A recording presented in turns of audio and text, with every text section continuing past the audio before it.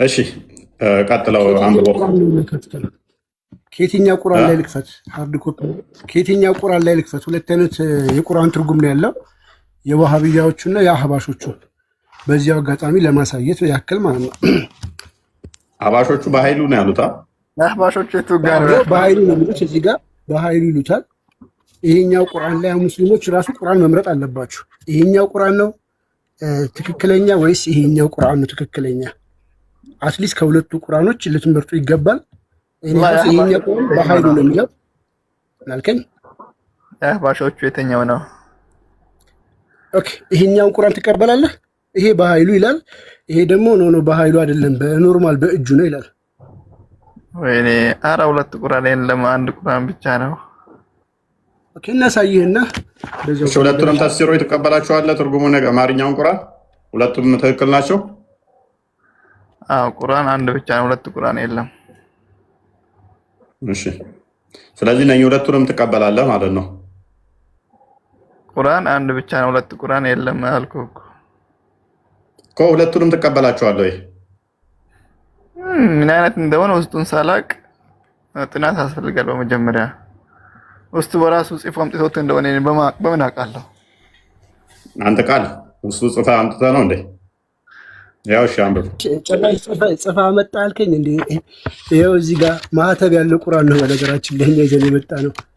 ይኸው ይታያል ማህተቡ አልኩህ እኮ ቁርአን አንድ ብቻ ነው። ባርኮድ ያለው ሁለት ቁርአን የለም። እሺ አንብብ። ይሄንን አንብብና ትርጉምልን። እሺ ከሌላ ይጋጫል ነው ይሄ የምትለው አንተ? ፕሊስ አንብበውና አንብበው። የትኛው ነው የምትቀበለው? የትኛው ተፍሲር ነው አንተ የምትቀበለው? እኔ አንድ አላህ አደም ነው እሱን ነው የምቀበለው። ሁለት ቁርአን የለም አልካችሁ እኮ። የሚጋጭ ካለ አምጡልኝ።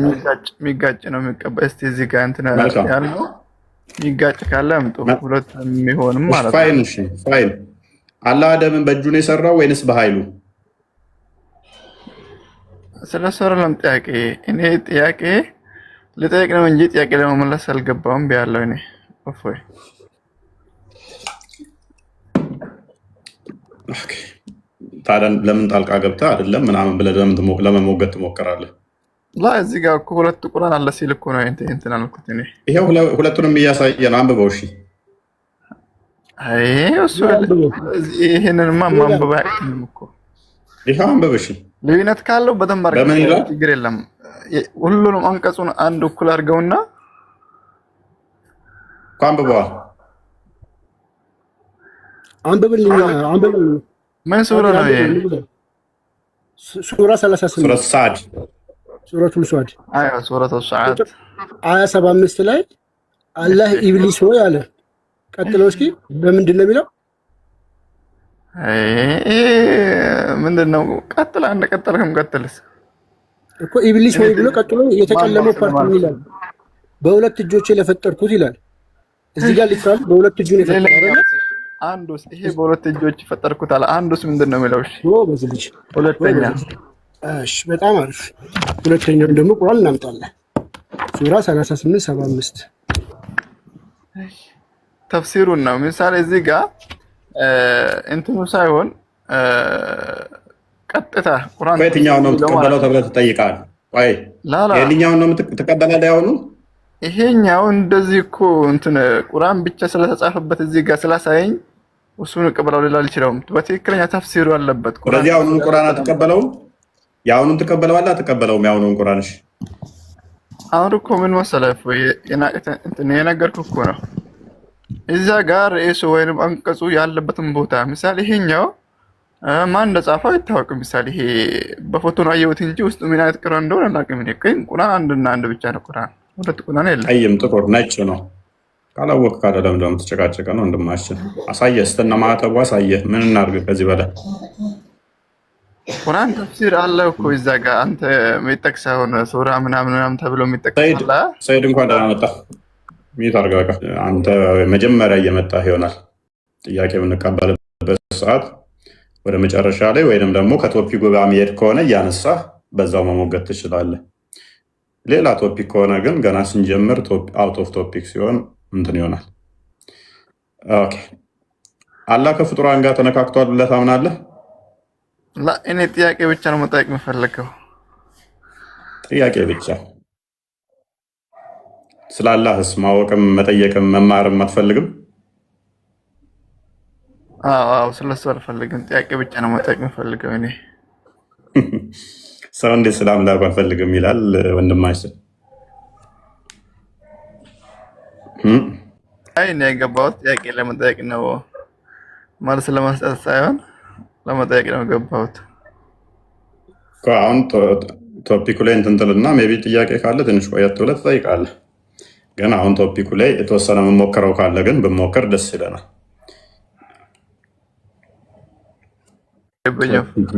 ያስጠቀኝ ጥያቄ የተማርከው እሺ፣ በቃ ቆይና ትጠይቃለህ። እንግዲህ በደንብ አስተውሉ።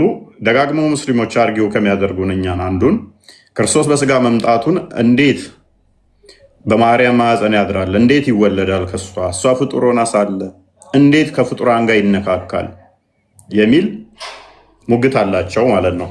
እንዴት የሚለው ሙግታቸውን ዛሬ የምንመለከተው ይሆናል። እንዴት የባሪያውን ስጋ ተዋህዶ ይገለጻል የሚላቸው ሙግት፣ የነሱ ሙግት ይህንን ስጋ እንዴት ይዋሃዳል፣ እንዴት ይነካዋል፣ እንዴት መለኮት ስጋን ይዋሃዳል፣ እንዴት በስጋ ይገለጣል፣ ያቆሸዋል ብለው ስለሚያስቡ ማለት ነው።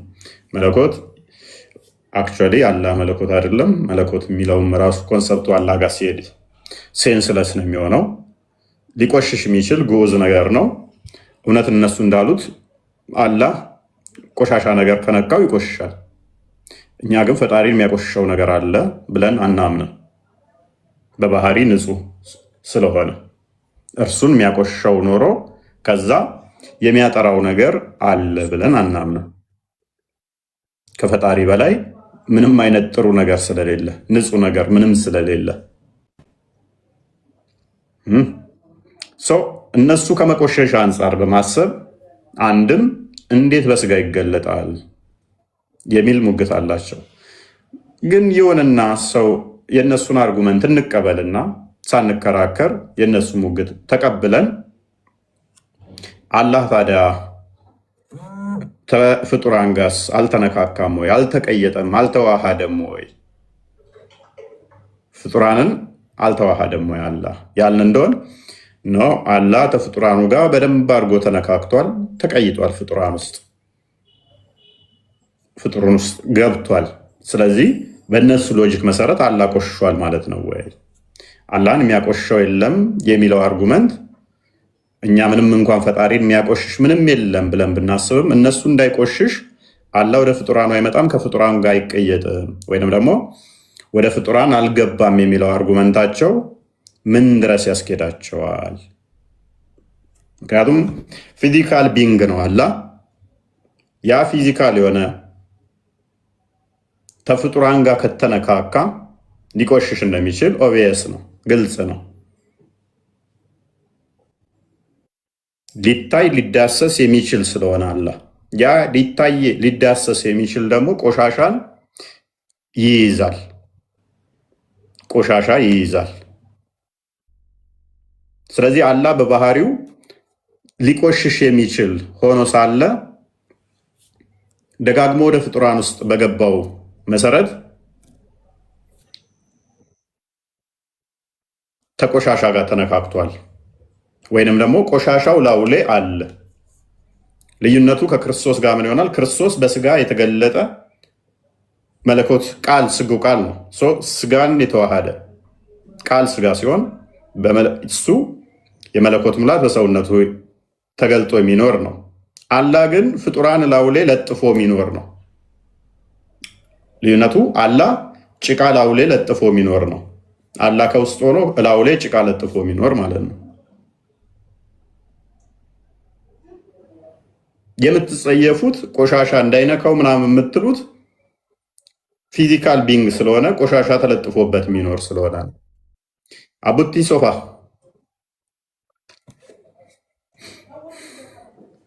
አቡቲ አቡቲ ይሰማል?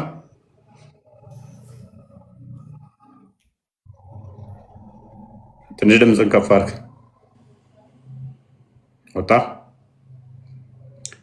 እንግዲህ ከሴት የወጣ ከማህፀን የወጣ አናመልክም ምናምን የሚል ጩኸት አላቸው።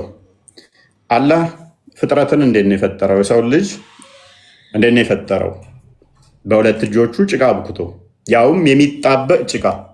ያ የሚጣበቀው በእጆቹ ከሰራ ከመሬት ጭቃውን ዘግኖ አፈር ሰብስቦ አብኩቶ ከሰራ ሊትራሊ ጭቃ ተጣብቆበታል ማለት ነው። ሰውን ሲሰራ ደግሞ በእጆቹ ከሆነ የወንዱን ብልት ሲቀርጸው በእጁ ነው የቀረጸው። የሴቷንም ማህፀን እንደ ሸክላ ሰሪ በእጁ ጭቃ እየቀረጸ ነው የሰራው።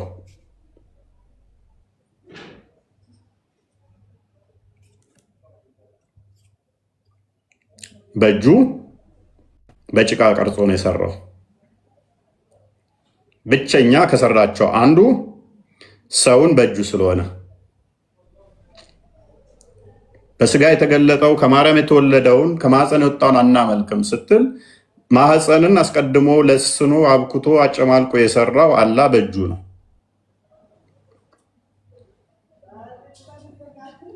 ጓንት አጥልቆ ነው ወይ የሰራው? ጓንት ሳያጠልቅ ነው ወይንስ በጓንት ነው? ሊትራሊ በእጁ ነው የሰራው ብላችሁ ስለምታምኑ ማለት ነው።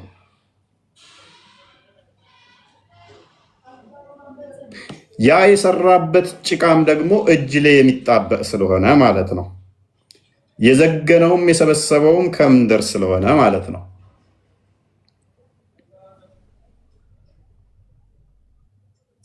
ይህን እንዴት ታዩታላችሁ? እንዴትስ ታስተባብሉታላችሁ?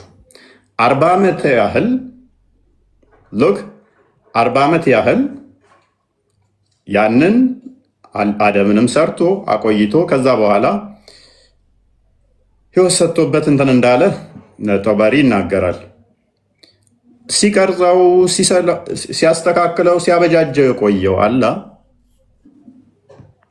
ያንን ሁሉ ዲዛይን ሲያወጣ የነበረው በእጁ ነው እና ካዳፍ የገማውን ጭቃው የሚገማ ነው አብኩቶ አጨማልቆ ማህፀንን ለስኖ ከሰራ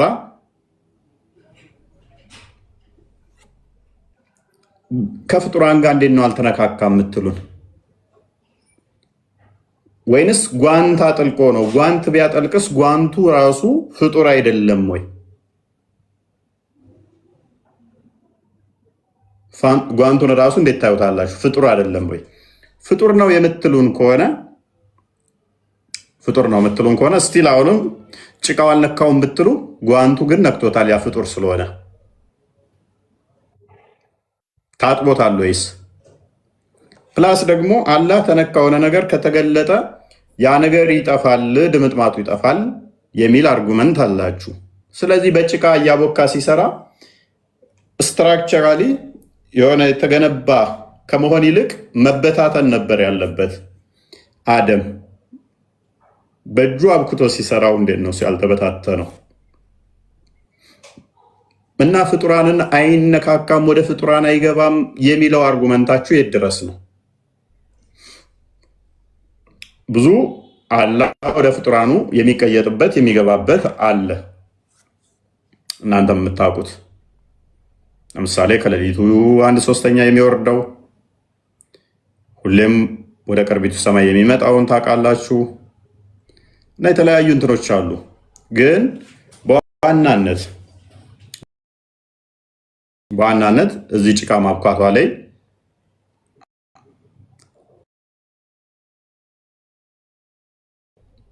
እንቆያለን ማለት ነው። እዛ ላይ እንቆያለን እና ኦኬ፣ ሙስሊሞች ታውን በኋላ መግባት ይችላሉ። እሺ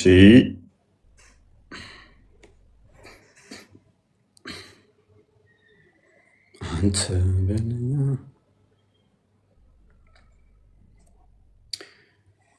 ኦኬ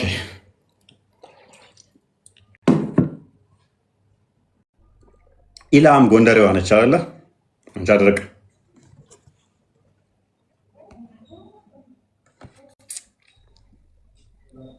ኢላም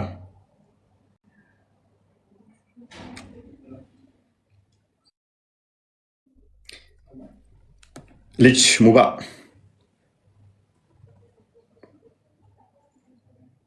እሰማለሁኝ እኔ ይሰማል ንጉስ ይሰማል። ኦኬ አንድ ሱራ 38 75 ነው። አንድ ያውጣለን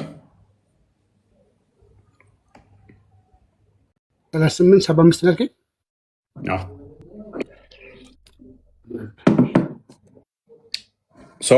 ይሄ ጥያቄ አላህ ሊትራል እጆች አሉት ደግሞም አራት ነገሮችን በእጆቹ ሰርቷል ለምትሉ ላታሪዎች ነው።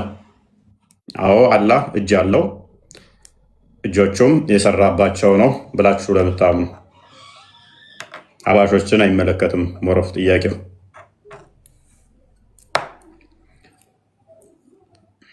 ልጅ ሙባ ሙሃጅር እንኳን ደህና መጣችሁ። ተው እንጂ መልሱ፣ አውሩኝ እንጂ።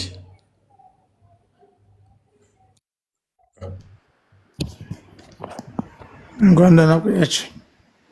መልካም። አላህ ከፍጡራን ጋር ተነካክቷል ብለህ ታምናለህ? ኧረ ይህን ጥያቄ በእናትህ ስንት ዓመት እፎይ፣ በእናትህ አንተ እኮ ትልቅ ነህ እኮ። አዎ በጣም ትልቅ ነኝ። ስለዚህ ለእናንተ ናይት ሜር አእምሮህን አንድ ነገር ልንገርህና ልውጣ። ያው ትመልሳለህ፣ ስላስገባኸኝ አመሰግናለሁ። ትመልሰዋለህ። አንድ ጥያቄ አልጠይቅም። አይ አንድ ግማሽም አይቻልም። ናይት ሜር የሆነባችሁ ጥያቄ ነው። መቼም ልመልሱት እንደማችሉ ስለማቅ መልስ ካለ ትመልሳለህ፣ ካሌለ ትማራለህ። ሰሞኑን ትንሽ ከበድ ብሏቸዋል መሰለኝ። ለእሶ ላይ ናቸው ሲያመጣህ አንተ ምን ይሆን አዲስ? አንተ እኮ ፈስዶብሃል። አሁን ምን አይነት አዲስ ነው ያልከው ሰይድ? ምን ይሆን አዲስ? ፈስዶብሃል ነው የምልህ። ፈስዶብሃል ያመጣሁት ነው የፈሰደው። እናመሰግናለን። ቁርአንህን አዲስ ብለህ እንድትጠራው ካደረግን ፋይን ፋይን አይደለም። ቁርአንህን ገና ራስን አላህንም ክዳችሁታል፣ እናስክዳለን። ቁርአኑ ሐዲስ መሰለው። ፋይን ኤኒዌይስ አይመልሱም። ዶኢፍ የሆነ ሐዲስ አታምጣ አልኩህ። ዝም ብለህ ምንም አታውቅም እኮ። እናመሰግናለን። የራስህን ሃይማኖት ዶኢፍ የሆነ ሐዲስ ነው ያመጣሁት። እናመሰግናለን። ቁርአኑ ዶኢፍ ነው። ቴንክ ዩ። ምንወደው እኛም ይሄንን እንዲህ እንድትል ነው። ዶኢፍ የሆነ ሐዲስ አታምጣ።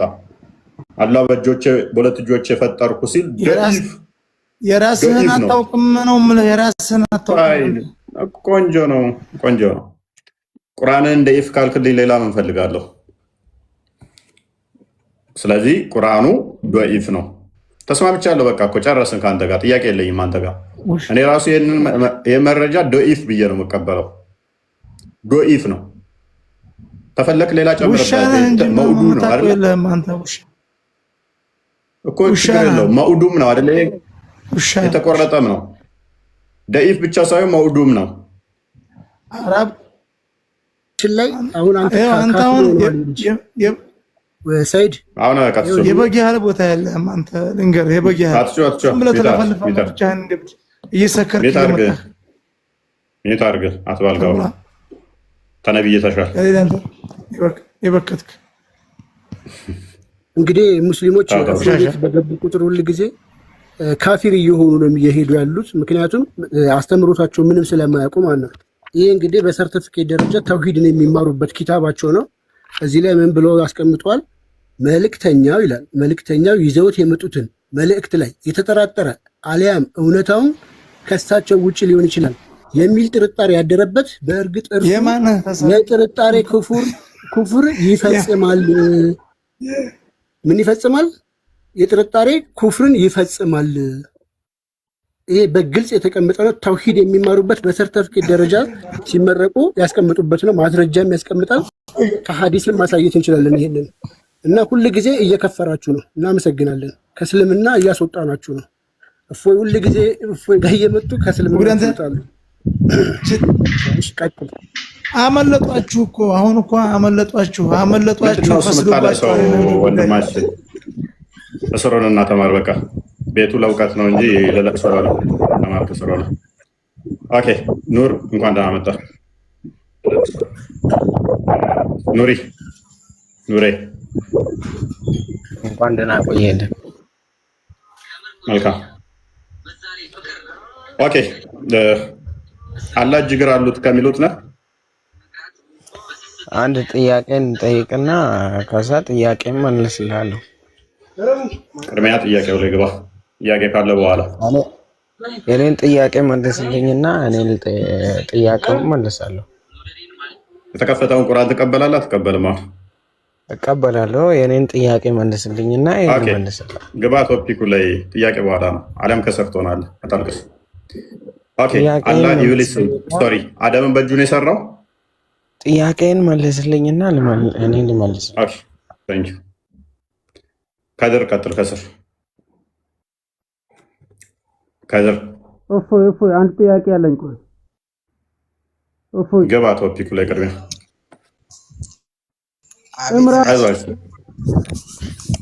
ኦኬ ትቀበላለህ? የድን ቁርአን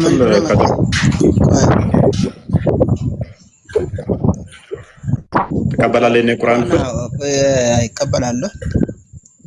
መልካም። አደምን አላህ በእጁ ነው የሰራው። ምንድነው ከቁርአኑ ያየ ስተቱ? አላህ አደምን በእጁ ነው ወይ የሰራው? አላህ አደምን በእጁ ነው ወይ የሰራው? ያው አንብበው። ይሄው አንብብ፣ ፊት ለፊት ነው ያለው።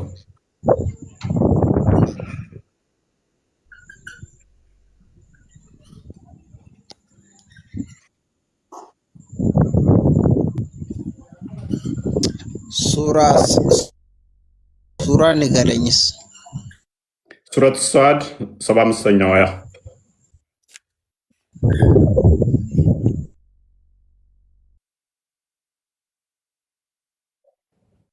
ወሪዝ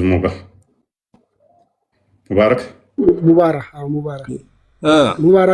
ታየኝ ነገር እንኳን ደህና መጣ። በደንብ አይደለም አረብኛ ለአምላካቸው ሲጠየቁ እንደዚህ ናቸው። ይሄ እስልምና ነው። ይህ ሙስሊሞች ገብተው አላህን አፍረውበት ተሸማቀውበት የሚወጡበት ቤት ነው። ቤቱ የእፎይ ይባላል። በዩቲዩብም በተለያየ ሚዲያ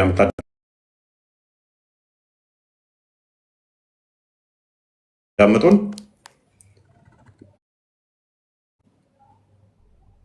ስለ አምላካቸው ላይ ያስረዱ ገብተው ፖለቲካ ለመስራት ተጫጭበው ወይን ተሳድበው ወይን አልቅሰው የሚወጡበት ቤት ነው። ምክንያቱም የሚገቡት እዚህ ቤት ሙስሊሞች ናቸው። ከነቢያቸው የተማሩት ደግሞ እየየና ቶፒክ ሽፍት ማድረግ ነው። ወይንም ስድብ ወይን ገላለሁ፣ ፈልጣለሁ፣ ቆርጣለሁ። ምክንያቱም ሙስሊሞች ናቸው እነሱ።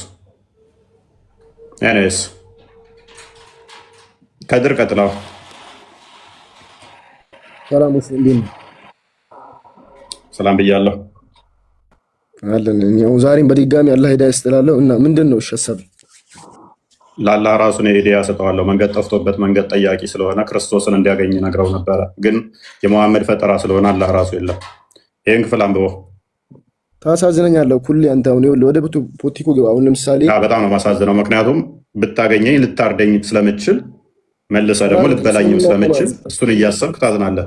አንብበው። እሺ መጽሐፍ ቅዱስ ትቀበላለህ አንተ? አንብብ። የተከፈተልህ ፊት ለፊት ጥያቄ ከመግባቴ በፊት ትቀበላለህ አይደል? አንብብ። ፊት ለፊት ያለው ቁርአንን አነበዋለሁ። እሱን ይኸውልህ ወደ ይሄ አንተ ቁርአን እኔ ስለማምንበት አነበዋለሁ። ገባ? አንተ መጽሐፍ ቅዱስ አምናለህ ወይ ነው መጀመሪያ። እባክህ አንብበው።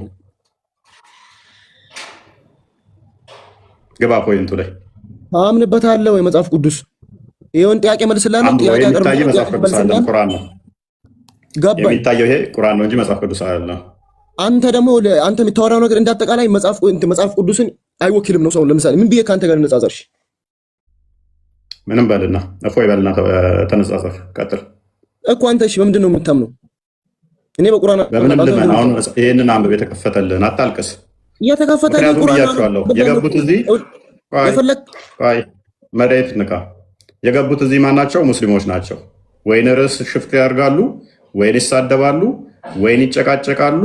ፖይንቱን አያስረዱ። ፖለቲካ ትስራዩ ያልኩህ ንጽጽር ነው አይደል? እዚህ ጋር ንጽጽር ነው አንብብ ቁርአንን አይደለም፣ ንጽጽር ነው አይደል? ስላነጻጸር ካለ ያንተ አምላክነት የሚሆነው አንድ እኔ ራሴ ላይ ቆሜ ነው መልሰው እንጂ ከአንተ ጋር መምጣት አይጠበቅብኝም። ራስን ቻልና ቁርአንን የራስን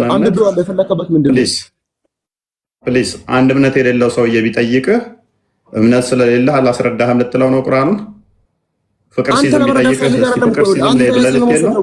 ቁርአን ላይ ቁምና መልስ። ቁርአን ምንድን ነው የፈለከበት? ምን በተነሳ ነው የሚያነበው? ኦኬ አንብበው ክፍሉን። እሺ አንብበው። እሺ ምንድን ነው የተፈለገበት? ምንድን ነው? ምን ብዬ ላንብበው እኮ አንብበውና ከዛ በኋላ ጥያቄን አነሳለሁ። ጥያቄ የምታነሳው መጀመሪያ ጥያቄውን ንገረኝና አንብቤ ልረዳ ነው እንጂ አንተ ጥያቄ የምታነሳው እኮ አሁን ነው መጀመሪያ ነው ጥያቄ የምታነሳው። ይሄንን ክፍል አሁን አየኸው አይደለ? እሺ መልካም መልካም። አላህ አደምን በሁለት እጆቹ ነው የፈጠረው። ከምንድን ነው የፈጠረው? እሺ እኔም ልጠይቅህ። ይኸውልህ አነጻጸር ስለሆነ ይኸውልህ አብሮ እንሂድ። አንተስ ፈጣሪ ግባ።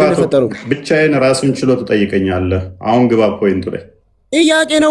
ጥያቄ ማለት ነው። ይኸውልህ አዳምጠኝ መጀመሪያ። አንተ ሁሉ ታረጋግጥ የመጨረሻ አዳምጠኝ። መሰረና ኔክስ ይኸውልህ አንተ እኔ ማምንበት ጠይቀኝ አይደል? አዎ በእጁ ነው የፈጠረው ብዬ አምናለሁ። አዳምጠኝ። ቴንክ ዩ በቃ ለመጨረሻ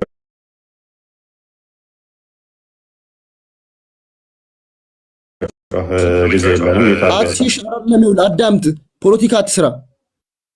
እኔ አምናለሁ በእጁ ነው የፈጠረው ብዬ አምናለሁ። አንተስ በምንድን ነው የምታምነው? በእናትህ አትጩህ በቃ አትጩህ በቃ። ይሄ እኮ ነው ችግር። አየህ ወረ ይሄ ነው ችግር። አታንቋሽሽ ሁሌ። ይኸውልህ መጀመሪያ የአንተ እንዳይነካብህ ነው አይደል?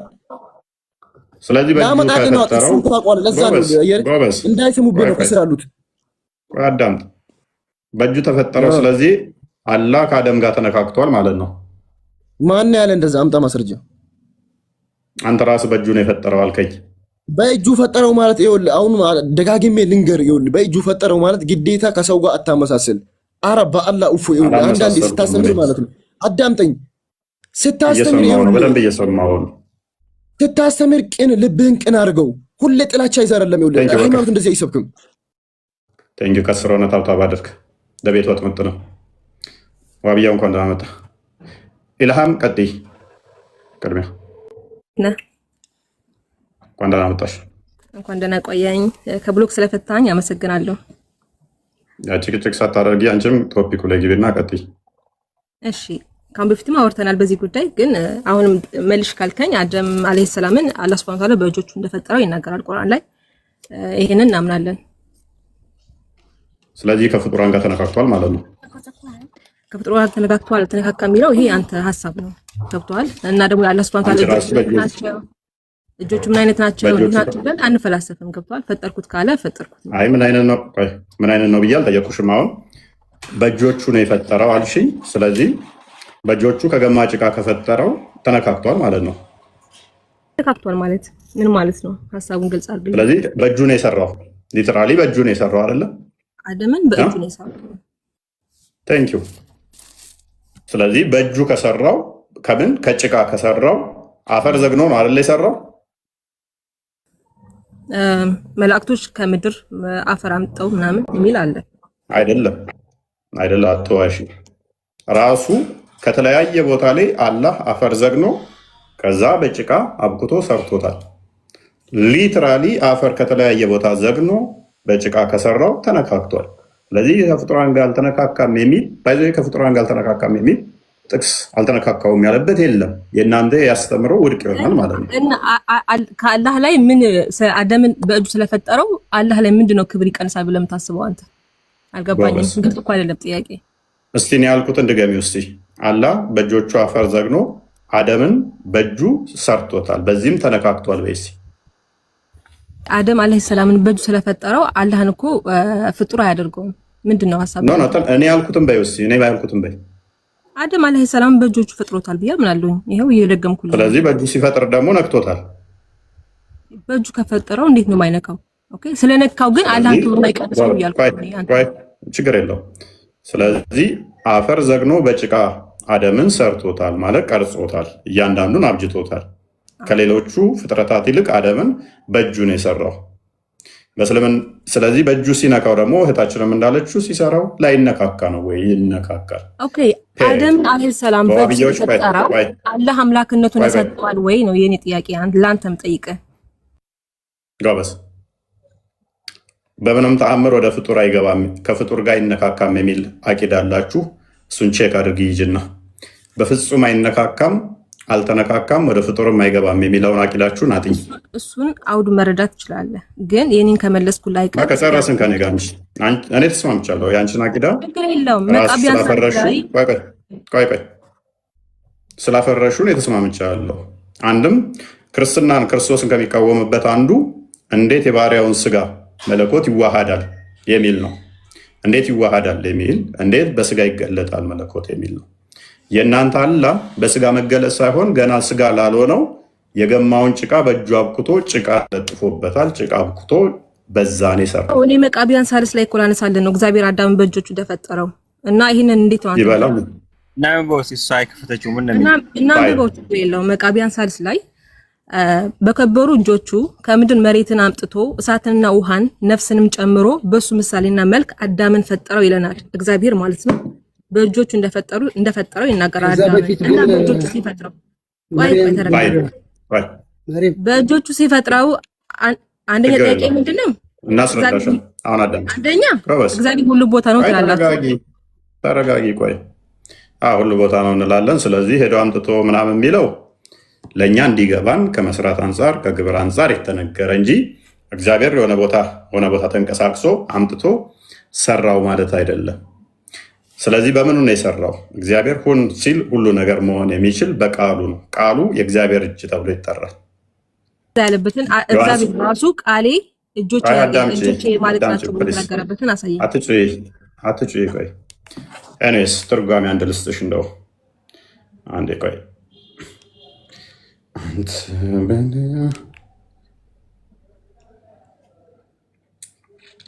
ኤኒዌይስ አስተምሮትሽን ስላፈረሽ ግን ደስ ብሎኛል። ምንም የሚፈርስ ነገር የለም። እኔ እንኳን በሳሳት ተስማምቻለሁ እኮ እኔ ተስማምቻለሁ። እኔ እንኳን ስህተት ቢኖር ማለት ነው ፕሊስ አትጩይ። ምክንያቱም ዋህብያ እንደመሆንሽ ክርስቶስን ከምትቃወሙበት አንዱ ወደ ፍጡራን አይመጣም ፈጣሪ ከአርሽ በላይ ነው ብለሽ ምታምኙን ረስተሽዋል። ወደ ፍጡራን አይመጣም አይገባም ከአርሽ በላይ ተጎልቶ ነው ያለው የሚለውን አስተምሮ እንዳፈረሹ ረስተሽዋል። ተስማምቻለሁ። እሱን ተስማምቻለሁኝ። ብዙ ከሰማያት በላይ እንዳለ ደግሞ አሳያለሁ ቁጭ አድርጌ ማለት ነው። ሰማይ ላይ ችግር የለው ይበላ። ከሰማያት በላይ እኛ ፈጣሪ የለም ብለን አናምንም እኮ አለ። ሁሉም ቦታ ነው ማለት አችልማ። እግዚአብሔር ከሰማይ በላይ ነው ያለ። እንትና ቃል ልክ የላለው ኢየሱስ ክርስቶስ ራሱ ወደ ሰማይ አድርጎ ከእግዚአብሔር ቀኝ እንደተቀመጠ። ተረጋጊ። ቆይ አትጩሂ እንዴ! ለመውረድ አትቸኩይ። ኦኬ ሁሉ የተፈጠረው በማን ነው? ኮመንት ላይ ጻፉላት እስቲ። በማን ነው ሁሉ ነገር የሆነው? ከሆነውም አንዳችስ እንኳ ያለማ አልሆነም። ኮመንት ላይ ያስቀምጡት። ኮመንቶቹ ራሱ ስለሚያውቁት ማለት ነው እነሱ የሚያስተምሩሽ። ሁሉ በማን ነው የሆነው? ከሆነውም አንዳችስ እንኳ ደግሞ በአዳምን በቃል አትጭይ እባክሽ። በእግዚአብሔር ነው በኢየሱስ ነው። አንተ ተረጋጋ። አይደለም ኦኬ እኮ ተረጋጋ። ቆይ አዳምጥ። ሁሉ በማን የሆነው? በቃል። ሁሉ ነገር በቃል ሆኗል። ለዚህ ነው ክንድህን ላክ ኢሳያስ ሲል የነበረው ክንዱን ልኮ መጨረሻ ላይ በዚህ ዘመን እኛም ያዳነን ማንን ልኮ? ቃሉን። ቃሉ በስጋ ተገለጠ። ሁሉ ነገር የሆነው በማን ነው? በቃል ነው። ከግብር አንጻር እጆች ሰሩኝ አበጁኝ ኢሳያስም ይለዋል። ለምሳሌ ትንቢተ ኢሳያስ ላይም አለ። ኤኒዌይስ ስለዚህ ብዙ ቦታ ላይ ተጠቅሷል። ኢየሱስ ክርስቶስ በእናትሽ እኛ መጫወጫው አልፈለግም። እኔ ላውራ ስል ለምንድን ነው አትጩህ የምትለኝ? እፎይ እዚህ ጋር ቃል ክፈተው። ቃል አለ እከላለው ክፈቱ ዘሆል ስለዚህ ሁሉ ነገር የተፈጠረው በቃል ነው። ሰማይ የእግዚአብሔር የእጆቹ ስራ ናቸው የሚል አለ። ለምሳሌ እኛ ጭቃ ነን አንተም አበጀኸን ሰራኸን የሚል አለ። ይሄ ምንድነው የሚያሳየው? ለእኛ ለመረዳት የግዴታ በግብረ አካላት በዛ እጅ ለመስሪያ እንደሚያገለግል ከዛ አንጻር የተነገሩ ናቸው እንጂ ነሰሰርሊ እግዚአብሔር ጭቃ አስፈልጎት ወይንም ደግሞ አፈር አምጥቶ እንደዛ ሰርቶ ብለን አናምንም። ምክንያቱም እሱ የሌለበት ስለሌለ ሲጀመር ከአንዱ ቦታ አንዱ ቦታ አምጥቶ ሰራ ብለን ደግሞ አናምንም። ለአንተ ቅያስ ስጣለ ለእኛ ውስጥ ቅያስ እንዲሰጥ ለምንድን ነው የማትረዳው? ቆይ